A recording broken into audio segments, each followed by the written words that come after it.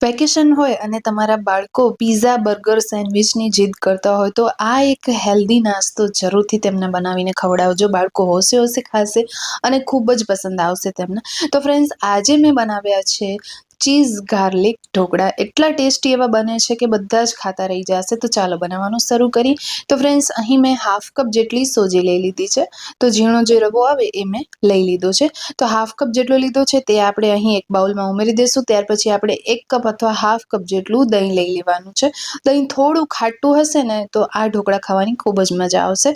હવે દહીંને આપણે એક વખત મિક્સ કરી લઈશું. પછી આપણે જેટલું પાણી જોઈએ એટલું આપણે પાણી ઉમેરી અને આનું આપણે બેટર રેડી કરીશું. અને હજી પણ આપણે એક લોટ તેનામાં ઉમેરવાના છીએ.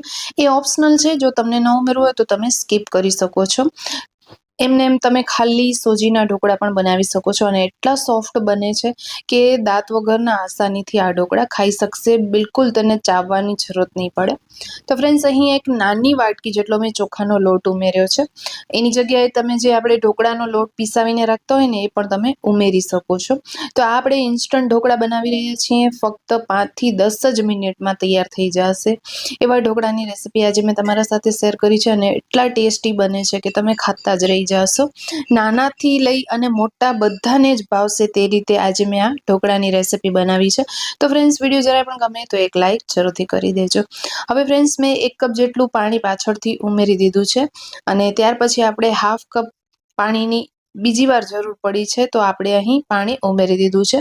તો તમારી ક્વોન્ટિટી કેટલી પણ હોય તમને આ ટાઈપનું બેટર રેડી કરી લેવાનું છે. બહુ ઘાટું નહીં અને બહુ પાતળું પણ નહીં, એવું આપણે બેટર રેડી કરી અને 5 મિનિટ માટે આપણે તેને ઢાંકીને મૂકી દઈશું. ત્યાર પછી ફ્રેન્ડ્સ, અહીં આપણે આદુ અને મરચાંની 1 ચમચી જેટલી પેસ્ટ ઉમેરી દીધી છે. સ્વાદ પ્રમાણે આપણે મીઠું ઉમેરી દઈશું.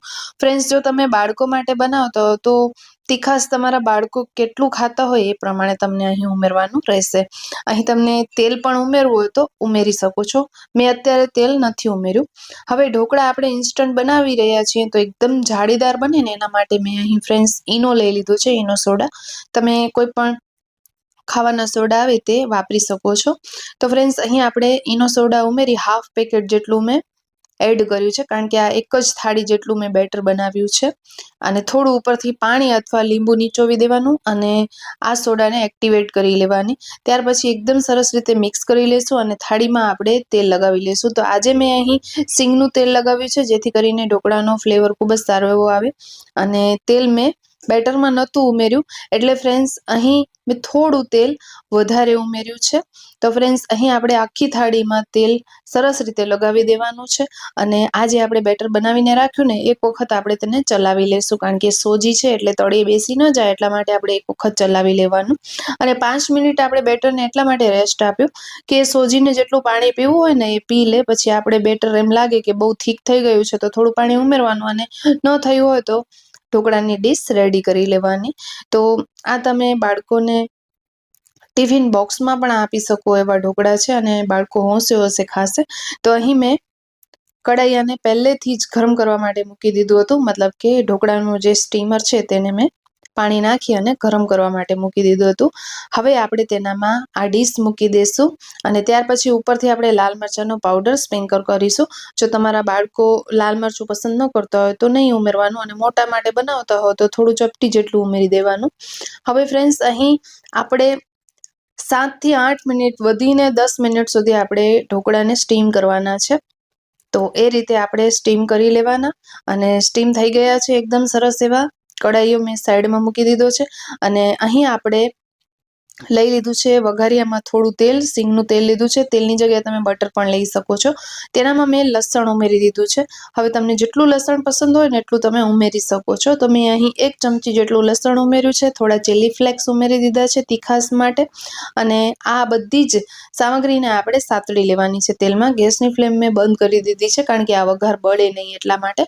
તો આપણે માત્ર કચાશ દૂર કરવાની છે લસણની. હવે ફ્રેન્ડ્સ, તમે અહીં જોઈ રહ્યા છો કે લસણ સરસ એવું સતળાઈ ગયું છે, તેલ તરી ઉપર આવી ગયું છે. તો અહીં આપણે તેને સાઈડમાં મૂકી દેશું અને અહીં આપણે ઢોકળાને ચેક કરી લેશું. તો અહીં ફ્રેન્ડ્સ તમે જોઈ રહ્યા છો કે ઢોકળા એકદમ સરસ એવા બફાઈ ગયા છે અને ચાકુ પણ સરસ એવું ક્લિયર આવે છે. તો તેને આપણે નીચે ઉતારી લેશું ડીશને. ફ્રેન્ડ્સ વિડીયો અત્યાર સુધીમાં જરાય પણ ગમ્યો હોય તો પ્લીઝ એક લાઇક જરૂરથી કરી દેજો. તો ફ્રેન્ડ્સ આજે આપણે બનાવી રહ્યા છીએ ચીઝ ગાર્લિક ઢોકળા. તો ફ્રેન્ડ્સ અહીં મેં ચીઝ લઈ લીધું છે. તો જે અમૂલનું પ્રોસેસ ચીઝ આવે ને એ મેં લીધું છે. તો અહીં આપણે ચીઝને ઉપરથી સ્પ્રિંકલ કરીશું. તો 1 અથવા તો 2 ક્યુબ તમને અહીં ખમણી દેવાના છે, જેથી કરીને ઢોકળામાં ચીઝનું જે ફ્લેવર છે એકદમ સરસ એવો આવે. અને ચીઝના લીધે તમારા છોકરાઓ ઢોકળા નહીં ખાતા, આમ તો આ હેલ્ધી નાસ્તો જ કહેવાનો. તો તમે આવો હેલ્ધી નાસ્તો પીઝા, બર્ગર કે બ્રેડ ખવડાવો એના કરતાં સોજીના ઢોકળા બનાવીને તમે તમારા બાળકોને આપી શકો છો. સાથે સાથે ફ્રેન્ડ્સ તમે ડાયટ પણ કરતા હો ને તો આ સોજીના ઢોકળા તમે ખાઈ શકો છો. તો ફ્રેન્ડ્સ અહીં આપણે ચીઝ બધું જ ખમણી દેશું અને જ્યારે થાળી આપણે બહાર કાઢીએ ને સ્ટીમરમાંથી ત્યારે જ ચીઝ ખમણવાનું છે, જેથી કરીને તેની ગરમાશના લીધે ચીઝ જે છે એ મેલ્ટ થઈ જાય. અને જો તમને ઘણી વાર થઈ ગઈ હોય થાળી ઉતારે અને ઢોકળા ગરમ ન હોય તો ચીઝ ખમણી અને 1-2 મિનિટ માટે ઢોકળિયામાં મૂકી દેવાનું, જેથી કરીને તમારું ચીઝ જે છે એ બધું સરસ એવું મેલ્ટ થઈ જશે. પરિણામે ઢોકળા ખાવાની ખૂબ જ મજા પડી જશે. હવે ફ્રેન્ડ્સ આપણે જે વઘાર કર્યો હતો લસણવાળો તે આપણે અહીં ઉમેરી દેશું. મેં અહીં તેલનો ઉપયોગ કર્યો છે, તમે ઘીનો અથવા તો પછી બટરનો પણ ઉપયોગ કરી શકો છો. લસણનો ફ્લેવર અને સાથે સાથે ચીઝનો ફ્લેવર એટલી મજા આવે છે ને ખાવાની. આ ઢોકળા મારા ઘરમાં તો બધાને ખૂબ જ ભાવ્યા. તમે લોકોને કેવા લાગ્યા છે મને કમેન્ટ કરવાનું બિલકુલ ના ભૂલતા. અને આવી જ નવી નવી રેસિપીઝ જોવા માટે મને સબસ્ક્રાઇબ જરૂરથી કરી લેજો. મારા ચેનલને જરૂરથી સબસ્ક્રાઇબ કરજો, જેથી આવાવાળા બધા જ નવા વિડીયોઝની નોટિફિકેશન મળતી રહે અને સૌપ્રથમ તમે મારા વિડીયોઝને જોઈ શકો. તો ફ્રેન્ડ્સ અહીં તમે જોઈ રહ્યા છો કે બધું જ જે વઘાર હતું મેં ઢોકળા ઉપર આ રીતે લગાવી દીધું છે. સાથે સાથે આપણે થોડી ધાણાભાજી પણ ઉપરથી એડ કરી દઈશું અને ડાયરેક્ટ તમે વઘારમાં પણ ધાણાભાજી એડ કરી શકો છો લસણવાળા. હવે ફ્રેન્ડ્સ આપણે તેના કાપા કરી લેશું.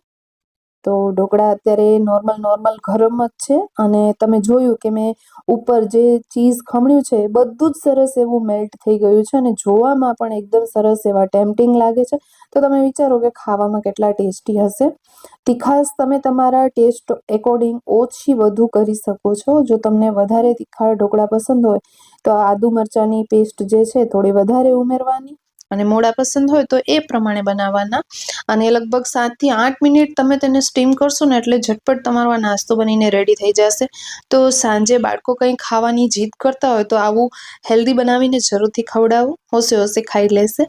તો ફ્રેન્ડ્સ અહીંયા આપણી ઢોકળાની કટિંગ થઈ ગઈ છે. તમે અહીં જોઈ રહ્યા છો કે એકદમ સરસ એવા સેન્ડવિચ જેવા ઢોકળા લાગી રહ્યા છે. તો ફ્રેન્ડ્સ આપણા ચીઝ ગાર્લિકવાળા ઢોકળા બનીને બિલકુલ રેડી છે. આપણે તેને ગરમા ગરમ ડીશમાં સર્વ કરી દઈશું. અને તમે ફ્રેન્ડ્સ આવા જ અવનવા વિડીયોઝ જોવા માંગતા હો તો એક વખત પ્લીઝ ચેનલને સબસ્ક્રાઇબ કરી લેજો, જેથી આવા વિડીયો તમને મળતા રહે. આ ઢોકળા હું તમને તોડીને પણ બતાવીશ કે કેટલા સોફ્ટ બન્યા છે અને એકદમ જાળીદાર બન્યા છે. તો અહીં તમે જોઈ રહ્યા છો કે આ ઢોકળા થોડા ગરમ છે, એકદમ ગરમ લાગી રહ્યા છે અને અંદર પણ તમે જોઈ રહ્યા છો કે એકદમ સરસ એવા કૂક થઈ ગયા છે. તો ફરી મળીશું ફ્રેન્ડ્સ આવા નવા વિડીયો સાથે. ત્યાં સુધી રજા લઈશું. જય શ્રી કૃષ્ણ.